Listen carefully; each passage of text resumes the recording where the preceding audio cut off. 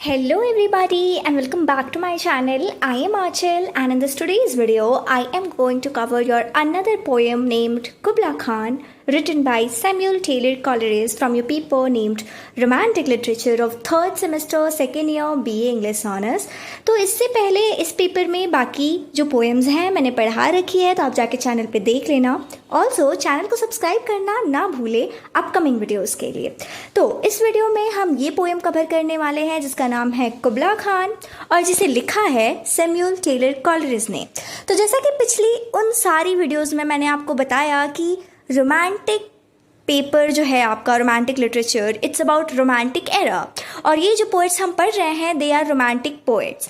तो ये भी उन्हीं में से एक थे, like William Wordsworth, William Blake. लेकिन इनके बारे में अगर हम जानें तो ये एक फेमस इंग्लिश पोएट थे उस एज के। He was born in 1772 and died in 1834। अब ये केवल एक पोएट नहीं थे, एक फिलोसोफर भी थे, एक क्रिटिक भी थे और एक थिंकर भी थे। And he love talking and thinking about imagination, dream and nature. तभी तो ये एक रोमांटिक पोएट है, क्योंकि हमने डिस्कस किया था कि रोमांटिक एरा एक ऐसा टाइम था जहाँ पे इस तरह के पोएट उभर के आए। और इनके जो क्लोज फ्रेंड थे, जैसा कि मैंने आपको पहले भी बताया, उस एरा में विलियम वर्ड्सवर्थ, इनकी भी पोएम्स हमने पढ़ ली। एंड इनके साथ मिलके they started a new kind of poetry, और उन पोएट्री को इन लोगों ने कहा रोमांटिसिज्म, जहाँ फोकस करा गया इमोशन पे, इमेजिनेशन पे और ब्यूटी ऑफ नेचर पे। अब अगर हम पर्टिकुलरली सैमुअल टेलर कॉलरिज के बारे में बात करें, इनकी राइटिंग के बारे में बात करें, तो इनको जाना जाता है मिस्टीरियस और ड्रीम लाइक पोएम लिखने की वजह से। अब आपके सिलेबस में कुबला खान पोएम ये है, आप पढ़ रहे हो, लेकिन अगर आपको कभी वक्त मिले और आप इंटरेस्टेड हो पोएम पढ़ने में तो ये पोएम भी ज़रूर पढ़ना, the rhyme of ancient Marner. ये तो आपके सिलेबस में नहीं है पर आप पढ़ सकते हो। यहाँ पे आप कमाल देखोगे कि किस तरह से मिस्ट्री का यूज़ करा है इन्होंने, और इनकी राइटिंग की जो स्टाइल है वो डार्क वे ऑफ राइटिंग और वो मिस्टीरियस वे, वो चीज़ दिखेगी। And that will feel like you are entering in a different world while reading that poem। अब हम ये जो पोएम पढ़ने वाले हैं कुबला खान, इसका थोड़ा कॉन्टेक्स्ट देख लेते हैं, तभी हम पोएम को अच्छे से समझ पाएंगे। तो इसको लिखा गया था 1797 में, लेकिन कॉलरिज ने इस पोएम को पब्लिश करा था 1816 में। हुआ क्या था, मतलब इस पोएम, हर पोएम के लिखने के पीछे एक कहानी होती है। ऐसे कोई पोएम लिख नहीं देता है और उसके पीछे एक कहानी होती है। तो इस पोएम के पीछे कहानी ये है कि एक दिन, अब ऐसा माना जाता है कि जो सैमुअल टेलर कॉलरिज हैं ये थोड़े नशे करते थे, ओपियम के नशे करते थे। That was a common drug at that time for pain. तो ये उसके नशे करते थे और इस चीज़ को, ओपियम को लेके ये बहुत गहरी नींद में सो गए थे और कुछ सपना देख रहे थे। अब he fell into a deep dream after reading about the Mongol Emperor Kubla Khan in a history book। मतलब एक किताब पढ़ रहे थे, this book Kubla Khan Mongol empire, and उस किताब को पढ़ते पढ़ते ये सो गए थे। लेकिन जब ये जगे तो ये इन्होंने लिखना शुरू करा। अब उसी सपने में, जो भी चीज़ इनके सपने में आई थी, उस विज़न को लेके, मतलब उस सपने के इमेज को लेके इन्होंने लिखना शुरू करा। Strange, beautiful and mysterious world with river, domes, forest and magic, जैसा उनके सपने में आया था उस चीज़ को बस इन्होंने लिख डाला अपने पोएम में। लेकिन ऐसा माना जाता है कि जब ये लिख रहे थे तभी इन्हें किसी ने इंटरप्ट कर दिया था। After writing around just 50 lines इन्होंने लिखी थी, तब किसी ने इंटरप्ट कर दिया था और उसके बाद से ये भूल गए, लाइक वो क्रिएटिविटी, लाइक वो भूल गए, वो सपना भूल गए, वो इमेजिनेशन भूल गए। इसीलिए ये जो पोएम है वो एक इनकम्प्लीट पोएम है, लेकिन फिर भी काफ़ी पावरफुल और काफ़ी मैजिकल है। तो देखते हैं, पढ़ते हैं कि कितना मैजिकल और पावरफुल ये पोएम है। तो शुरुआत करते हैं अपने पोएम के सेक्शन 1 से। तो in Xanadu, Xanadu is a place, did Kubla Khan a stately pleasure dome decree where Alph, this is the name of a river, the sacred river, ran through caverns measureless to man, down to a sunless sea, so twice 5 miles of a fertile ground। तो यहाँ पे जो हमारे poet हैं ये begin करते हैं, हमें अब ऐसा मानो ना कि कहानी की तरह इसे समझो, क्योंकि इन्होंने भी एक ऐसी कहानी ही सोची थी और उस सपने को लेके इन्होंने ऐसे पोएम लिख डाली। तो उस चीज़ से हम रिलेट करके पढ़ेंगे तो अच्छे से समझ में आएगा। तो ऐसा मानो कि हमें ये एक मैजिकल किंगडम में ले जा रहे हैं, एक राज्य में ले जा रहे हैं जिस जगह का नाम है ज़नाडो, एंड उसको रूल करते हैं एक पावरफुल एम्पायर जिनका नाम है कुबला खान। अब इन्हीं के नाम से ये पोएम है। अब यहाँ पे ये बोल रहे हैं, मतलब इस पोएम की लाइंस में हमने देखा a stately pleasure dome decree. इसका मतलब है कि पोएम हमें, पोएट जो है, the poet tell us that Kubla wanted a grand and a beautiful palace built, not for a power but for pleasure and beauty. जो ये हमारे राजा हैं इस राज्य के, ये चाहते थे एक पावरफुल बिल्डिंग कुछ बनाना, लेकिन वो पावर के लिए नहीं बनाना चाहते थे, वो प्लेजर के लिए बनाना चाहते थे, वो बस खूबसूरती दिखाने के लिए बनाना चाहते थे। और इस प्लेस से, थ्रू दिस प्लेस क्या होता है, एक नदी बहती है एक, और उस नदी का नाम है एल्फ, एंड कॉर्विस कॉल इट सेक्रेट। उस नदी को बोलते हैं कि काफ़ी वो सेक्रेट है, which shows that he sees it as a mysterious और almost spiritual.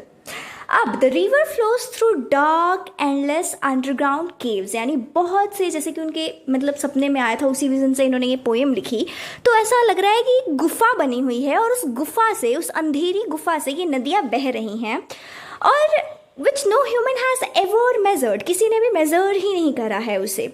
This add a sense of mystery. अब देखो ऐसे ऐसे मतलब इस तरीके से ये बोल रहे हैं कि एक राज्य है, वहाँ पे ये ऐसे राजा रहते हैं, और वहाँ पे उन गुफाओं में से एक नदी बहती है जिसे आज तक किसी ने मेज़र ही नहीं करा कि वो नदी कहाँ से निकलती है, कहाँ तक जाती है और कितनी लंबी है।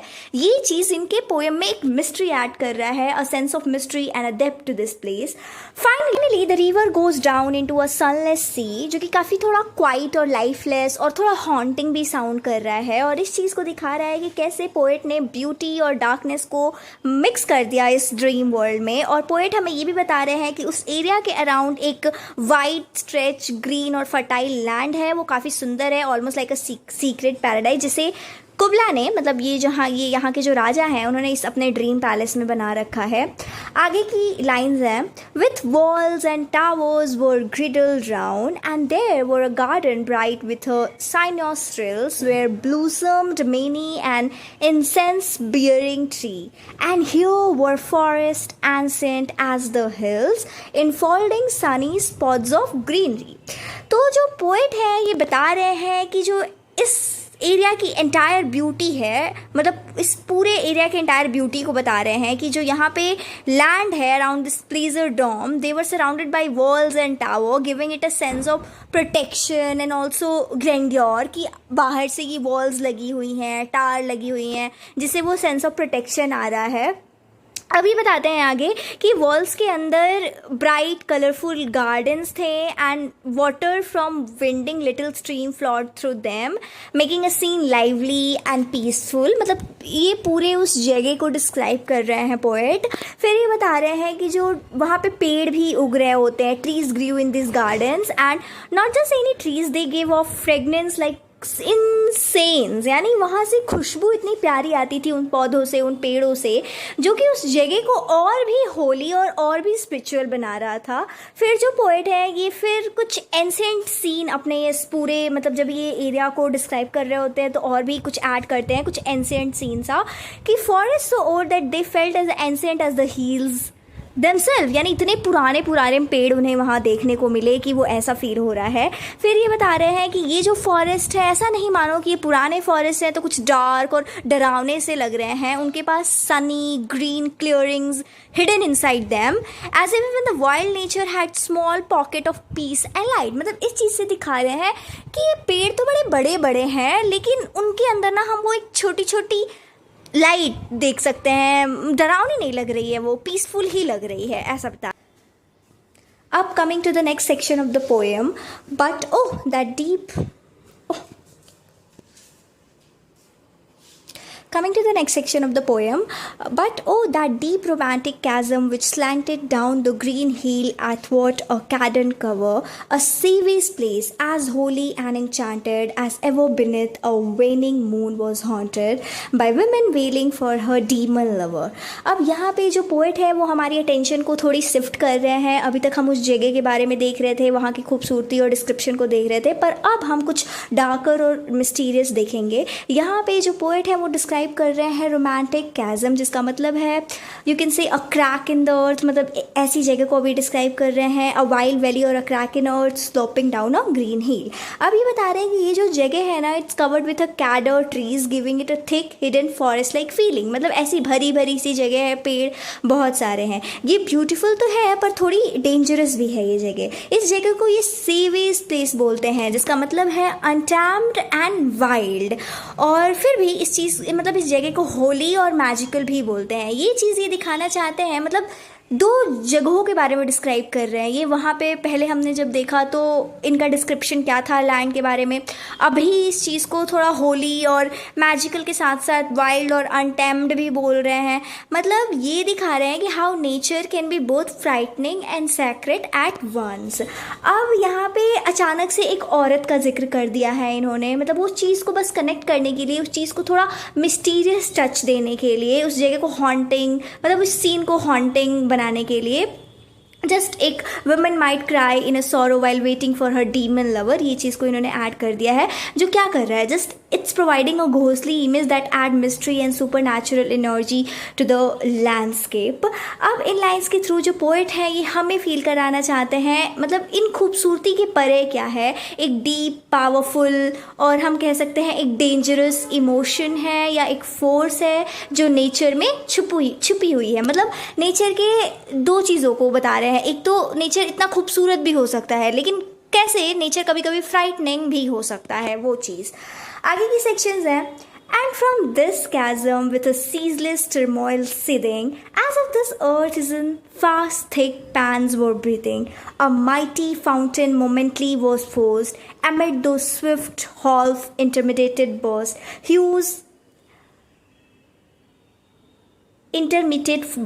whose fragments vaulted like rebounding hail or cafe grain beneath the thresher's fell। अब यहाँ पे जो पोएट हैं हमें दिखा रहे हैं कि इस मिस्टीरियस कैज़म के अंदर हो क्या रहा है। इट इज़ कॉन्स्टेंटली बबलिंग, मतलब कैज़म का मतलब मैंने बताया आपको कि क्रैक इन द अर्थ समझो, मतलब एक क्रैक जहाँ से वैसे पानी निकल रहा है। So it's constantly bubbling and roaring like something deep under the earth is alive and moving. अब देखो कितना मिस्टीरियस इस सीन को बना रहे हैं कि वो ऐसा लग रहा है कि अंदर से कोई है और ऐसा बबल और कह सकते हो चिल्ला रहा है, चीख रहा है। और ये कंपेयर करते हैं it to the earth itself breathing fast and heavily. ऐसा बोलते हैं कि ऐसा लग रहा है कि जो पूरी अर्थ है ना ये सांस ले रही है तेज तेज, like a living creature in pain और एक्साइटमेंट। वो चीज़ हो सकती है कि वो एक्साइटमेंट में ले रही है या दर्द में ले रही है। और इस चीज़ से ये बताना चाहते हैं कि वो लैंड, वो जो ज़मीन है जिसकी हम बात कर रहे हैं, that's alive. And suddenly out of this wild chasm a huge fountain burst out. अब बोलते हैं कि इस कैज़म से, मैंने जो ये लाइक क्रैक जो मैंने बताया आपको है यहाँ पे, और चीज़ को मैं इस जगह को मैं डिस्क्राइब कर रहा हूँ, यहाँ से एक बड़ी से फाउंटेन बाहर निकलती है ऐसे। एंड वो बड़े शांत तरीके से नहीं निकलती है, वो वायलेंटली निकलती है और वो काफ़ी सडन बर्स्ट होता है। अब with every burst big rock shoot up into the air, मतलब उसके साथ साथ बड़े बड़े पत्थर बाहर आ रहे हैं। They are like jumping like a hailstone during a storm, strong quick and uncontrol. यानी उसे कोई रोक नहीं सकता है। जिस तरीके से वो बाहर निकल रहे हैं, ऐसा लग रहा है धरती बहुत तेज से सांस ले रही है। और the rocks are like grain being threshed on a farm, मतलब किस तरीके से हम ऐसे अनाज को फेंकते हैं वैसा लग रहा है, या ऐसा लग रहा है कि टॉस्ड अप और बिटन किसी फोर्स से बाहर वो अंदर से निकल रहे हैं। और ये क्या कर रहा है, इट्स क्रिएटिंग अ पिक्चर। हम जब इसे पढ़ रहे हैं तो हमें क्या समझ आ रहा है, it's creating a picture of a wild natural energy जो कि बहुत पावरफुल है, ह्यूमन कंट्रोल में है ही नहीं। और इसके थ्रू जो पोएट है हमें दिखाना चाहते हैं कि नेचर केवल ब्यूटीफुल नहीं है, कई बार नेचर वाइल्ड है, सेक्रेट है and full of hidden energy है। हमारे नेचर में बहुत एनर्जी छिपी हुई है। And made this dancing rocks, मतलब जो रॉक्स वहाँ से निकल के आ रही थी, ऐसा लग रहा है कि डांस कर कर के बाहर निकल रही हैं। And ever it flung up momently the sacred river, 5 miles meandering with a mazy motion through wood and dale the sacred river ran। यहाँ पे उस river elf के बारे में बात की जा रही है। Then reached the caverns measureless to man and sank in a tumult to a lifeless ocean, and mid this tumult Kubla heard from far ancestral voices professing war। तो यहाँ पे बता रहे हैं कि ये सब हो ही रहा होता है, वहाँ से ऐसे पत्थर बाहर की तरफ निकल ही रहे होते हैं कि जो सेक्रेट रिवर एल्फ के बारे में आगे और सबसे पहले ही हमें डिस्क्राइब करा गया था, तो वो फिर से फ्लो कर रही होती है, flowing out of the earth. और इस बार ना not calmly but in sudden and repeating burst. ऐसा लग रहा है कि कोई हिडन फोर्स है जो उसे गाइड कर रहा है और वो जंगलों और वैली की तरफ होते हुए ऐसे गुजर रही है। और फिर फाइनली वो डिसअपियर हो जाती है in those endless and dark caverns, from there it sink into sea, जो ऐसा लगता है that feels like a lifeless and stormy far away from the beauty ever. मतलब ये नदी जाते जाते जाते जाते जाके एक सी में डूब जाती है और फिर पता भी नहीं चलता है कि मतलब इस चीज़ से, इस ब्यूटी जो थी, ये डोम जो है इससे बहुत दूर चली जाती है। अब ये सब हो ही रहा होता है तो जो पोइट है वो बोलते हैं कि कुबला खान को एक आवाज़ आती है। अब ये जो आवाज़ होती है ना, वो एक काम कोई आवाज़ नहीं है, ये एक घोंसली आवाज़ होती है जो कुबला खान के एंसेस्टर्स की आवाज़ होती है। और ये एक तरह की प्रोफेसी होती है। प्रोफेसी यानी अनुमान इसके एंसेस्टर लगा रहे हैं वॉर की, मतलब एक वॉर होने वाली है, उससे सतर्क कर रहे हैं कुबला खान को। और ये चीज़ इस पोएम में थोड़ा और मिस्ट्री ऐड कर देता है। और यहाँ पे इस पार्ट से जो सैमुअल टेलर कॉलरिज हैं ये ब्लेंड कर रहे हैं खूबसूरती को एक उस डर से, और सो कर रहे हैं कि in the middle of pleasure, यानी जो कुबला खान ने ये इतना अच्छा बिल्डिंग जो प्लेजर के लिए बनाया, इन सब के बीच में, मतलब प्लेजर और इमेजिनेशन के बीच में echoes of power, destruction and destiny भी एग्जिस्ट करती है। आगे की लाइन्स हैं, the shadow of the dome of pleasure floated midway on the waves, where was heard the mingled measure from the fountain and the caves, it was miracle of a rare device, a sunny pleasure dome with the caves of ice. अब जो है poet हमें बोलते हैं जितनी भी चीज़ें अभी इन्होंने डिस्क्राइब करी उसके रिफ्लेक्शन को देखने के लिए, और बोलते हैं it appears like a shadow floating on the river, ऐसा अपीयर कर रहा है वो। एंड ये जो है ना, ये पूरा जो सीन है, it's giving us a magical and dream like feeling. इस जगह से हम मिक्स ऑफ साउंड सुन सकते हैं, लाइक जैसा कि उस बर्स्टिंग फाउंटेन जिस तरीके से पत्थर ऐसे निकल रही थी तो वो भी एक आवाज़ निकाल रही थी, वो आवाज़, और ये जो गुफाएं हैं इनकी इको की आवाज़, और नेचुरल म्यूज़िक जो कि पानी और अर्थ से जो आवाज़ आ रही है वो तो सुन सकते हैं। और कॉलरीज हमें बोलते हैं कि ये मिरेकल नहीं था, दिस वॉज मिरेकल, ये मिरेकल था, और ये काफ़ी रेयर और इम्पॉसिबल था, like a vision created by, ऐसा लग रहा था कि ये चीज़ जो है, ऐसा विज़न किसी डिवाइन पावर ने क्रिएट करा है, डिवाइन इमेजिनेशन ने क्रिएट करा है। और फिर एक और इमेज, एक मैजिकल इमेज हमें ये दिखाते हैं, that is a sunlit pleasure dome standing above and icy caves below it. मतलब एक डोम है वो ऊपर में ऐसा बना हुआ है और उसके नीचे एक आइसी केव्स हैं, गुफाएं हैं आइसी। मतलब इस चीज़ से दो चीज़ें दिखा रहे हैं कि किस तरह से अपोजिट चीज़ें एग्जिस्ट कर सकती हैं। इस इमेज से हमें ये बताना चाहते हैं, वार्म और cold, light and dark and Joy and mystery. और इसके थ्रू जो पोएट हैं हमें बताना चाहते हैं कि how opposite forces can exist together, जैसा कि मैंने बोला, इन अ वर्ल्ड ऑफ इमेजिनेशन। मतलब हमारे इमेजिनेशन के वर्ल्ड में जिस नज़रिए से मैं लिख रहा हूँ, जो सोच के लिख रहा हूँ, उसमें कुछ भी हो सकता है, वहाँ पे लॉजिक मैटर ही नहीं करता है। ओनली चीज़ जो मैटर करती है कि आप चीज़ों को देखो, सुनो और वंडर करो कि क्या ऐसा भी हो सकता है, क्या ये भी चीज़ एग्जिस्ट कर सकती है। तो ये है इमेजिनेशन का वर्ल्ड अकॉर्डिंग टू कॉलरिज। अब coming to final section of this poem, a damsel with dulcimer in a vision once I saw. It was a Abyssinian maid, and on her dulcimer she played, singing of Mount Abora. Could I revive within me her symphony and song, to such a deep delight to would win me, that with a music loud and long I would build that dome in air, that sunny dome, those caves of ice, and all who heard should see them there, and all should cry, be aware, his flashing eyes, his floating hair, weave a circle round him thrice, and close your eyes with a holy dread, for he on a honey dew hath fed and drunk the milk of paradise. अब जो है poet बोलते हैं, मतलब अब आगे lines में अपने एक सपने को डिस्क्राइब करते हैं, अपने एक विज़न को डिस्क्राइब करते हैं, जहाँ पे इन्होंने एक यंग गर्ल जिसका नाम है डैमसिल एंड जो कि एब्सीनिया से है उसे देखा था, एक म्यूज़िकल इंस्ट्रूमेंट प्ले करते हुए जिसका नाम है डल्साइमर, ये प्ले कर रही थी वो, और वो माउंट अबोरा पे एक गाना गा रही थी, दूर सैक्रेड माउंटेन है एक ये, और उसका म्यूज़िक इतना प्योर, इतना मैजिकल और इतना फुल ऑफ इमोशन था कि जिससे पोएट को इतनी खुशी हुई। अब ये विश करते हैं, ऐसा सोचते हैं, ऐसा एक सपना देखते हैं कि अगर उस गाने को फिर से ये सुन सके या उसके स्पिरिट स्पिरिट को अपने अंदर ला सके तो ये क्या करेंगे। ये it would fill him with such a joy energy, मतलब उस गाने से इन्हें इतनी जॉय और इतनी एनर्जी आएगी कि फिर से जितना भी इनका विज़न है ना, जो इन्होंने देखा कुबला खान का वो डोम और वो मैजिकल सा जो भी जगह था, वो इसे रिक्रिएट करेंगे, फिर से बनाएंगे। लेकिन इस बार वो इस चीज़ को अर्थ पे ना बना के स्काई में बनाएंगे, like a floating vision made of a music and imagination. और ये बोलते हैं कि अगर कोई दूसरा इस heard this song and saw the poet in that inspired state, they would be amazed and afraid. यानी बोलते हैं ये सब चीज़ें तो मेरी इमेजिनेशन में हो रही है, लेकिन कोई ऑर्डिनरी इंसान, कोई नॉर्मल इंसान देखेगा कि ये आदमी क्या कर रहा है और इस गाने को सुनेगा, और मेरे इस मतलब मैं एक खुद को एक इंस्पायर्ड स्टेट में बताता है कि मैं इतना इंस्पायर्ड होकर सोच रहा हूँ कि मैं आसमान में वो खूबसूरत सी चीज़ बना दूंगा। तो बोलते हैं कि they would see his flashing eyes and a wild hair and feel that he had become something almost other worldly, यानी ये इंसान तो किसी दूसरी दुनिया से आया है। और लोग थोड़े डर भी जाएंगे, पीछे हट जाएंगे, बोलेंगे कि जो पोएट है ना, इसने कुछ डिवाइन टेस्ट कर लिया है, या हो सकता है इसने कुछ हनी ड्यू या मिल्क ऑफ पैराडाइज पी लिया है, जिसका मतलब है कोई प्योर इमेजिनेशन इसके अंदर, ऐसी इमेजिनेशन आई कहाँ से, ये इंस्पिरेशन आई कहाँ से, और ये जो क्रिएटिविटी है it's beyond normal human experience.